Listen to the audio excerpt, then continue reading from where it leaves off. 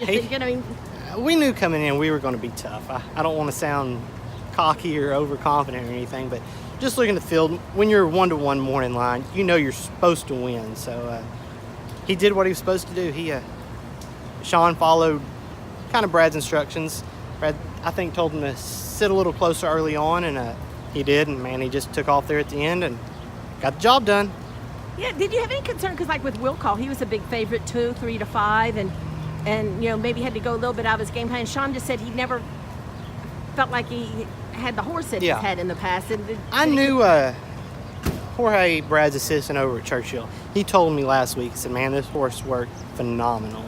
So I knew going into today that we had something for him. So he just keeps on winning. It's such a special horse, and hopefully he can hang around for a little while longer. Yeah, you put in perspective having this horse, and was he one of your first horses? No.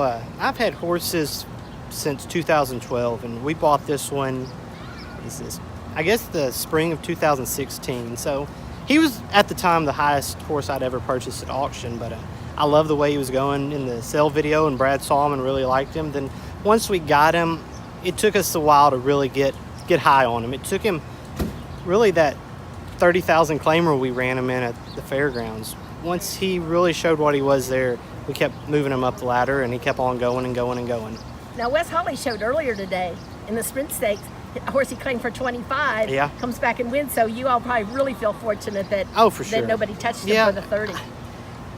I was really shocked nobody touched him, because I think he went off 1-to-1 or 3 to 5 or something that day, and 2 other horses got claimed out of the race. So I was really surprised, and at that time we're like, man, if they take him, they take him. We didn't think he was going to be much more than an allowance horse or even a high-level claimer, and a grade 2 winner, and with a little luck, grade 1 place. So we're just real fortunate to have him. You came into this race saying this was a prep for that your Kentucky Breeders' Cup was going to be the $750,000 at Kentucky Downs, and nothing you saw would change that. I don't think so. I think Kentucky Downs is going to be where we go.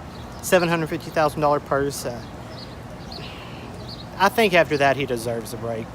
We'll talk to Brad and see what he wants to do, but I think a 45 to 60 day break and get him ready for the fairgrounds is really what I would like to do, because he's been running pretty tough since, August of last year. We gave him about a 45-day break after the Illinois Derby, and we brought him back a little sooner than we wanted to for the Prelude last year, but I said I want to win the Prelude and get into the Super Derby, and that's what we did. And Brad went along with what I kind of wanted to do, and it's been magical ever since.